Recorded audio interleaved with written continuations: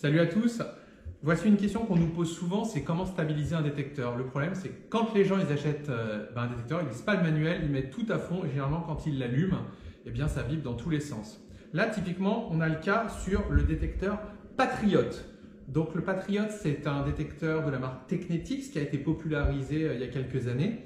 C'est une excellente machine qui est très puissante et d'ailleurs, je salue Spartacus qui l'a utilisé très longtemps, vous pouvez voir dans les vidéos. Là, on a un client qui nous l'a renvoyé et qui nous dit il est instable, on ne comprend pas, il est cassé. Alors ça peut arriver, le disque peut être HS, sauf que dans ce cas-là, ce n'est pas du tout ça. Regardez, je l'allume ici. Donc j'ai enlevé le repose-bras pour bien filmer. Je l'allume. Et là, écoutez. Il est complètement instable. Alors ça peut être la caméra, mais il est quand même instable. C'est pas terrible. Alors vous allez voir, quand un détecteur est instable, qu'est-ce qu'on peut faire? On peut déjà baisser la puissance.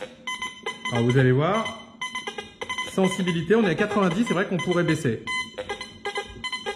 80, il est toujours instable, mais qu'est-ce qui se passe? Est-ce qu'il est cassé? On ne sait pas. Qu'est-ce qu'on peut faire d'autre aussi? Eh bien, on peut augmenter la discrimination. Sauf que 8, on enlève déjà à le faire. Parce que généralement, quand on augmente la discrimination d'un détecteur, eh bien, ça le stabilise. Mais c'est pas ça. On a aussi deux modes. Slow, l'appareil, faut balayer très doucement. Il va plus profond, mais il est plus instable. Alors on se dit, il était en slow, donc on va le mettre en DE, défaut. Vous voyez, il est déjà un petit peu plus stable, mais c'est toujours pas terrible. Regardez, je vais repasser. Bon, on est à l'intérieur aussi, il y a plein d'interférences, vous voyez. Le truc est pas super stable quand même. Vous voyez, je remets à 90. Bon, ça se stabilise, mais c'est pas génial quand même. C'est peut-être le Wi-Fi de ça. Mais vous allez voir que non, en fait, le Patriot, il y a quelque chose de beaucoup plus simple. On va même se remettre en speed à fond pour le rendre instable. Et là, vous allez voir. Je vais dans le menu et je vais aller dans ce qu'on appelle le threshold. Vous voyez, il est à 0. Quand on l'augmente, en mode Tourito, c'est ce qui permet de régler l'effet de sol correctement. Mais en discrimination, ça a une autre fonction.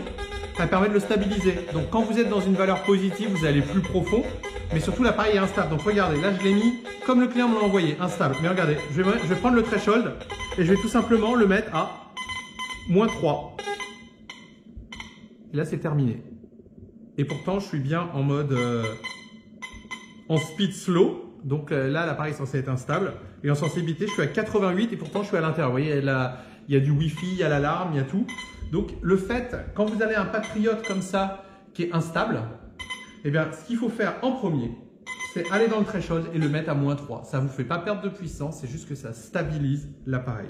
Voilà, tout simplement. Souvenez-vous, threshold à -3. Et là, il suffit de se remettre en mode défaut. Et là, vous voyez, il est tout à fait stable. Donc, vous mettez en mode défaut, vous mettez le threshold à -3. Et là, l'appareil sera stable, quel que soit le terrain.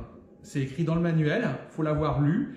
C'est une petite subtilité, mais voilà. Donc, threshold, le seuil sonore, même en mode discret, vous le mettez à -3. Et là, vous n'aurez pas de problème. Et voilà pour le petit tuto.